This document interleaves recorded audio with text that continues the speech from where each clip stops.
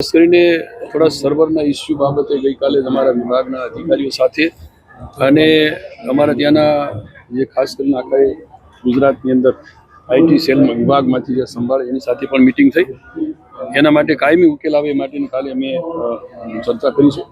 લગભગ 1-2 દિવસ પછી આ બધું જે આખું સોફ્ટવેર નવું નિર્માણ કરવા જઈ રહ્યા છે, જેથી કરીને અત્યારના જે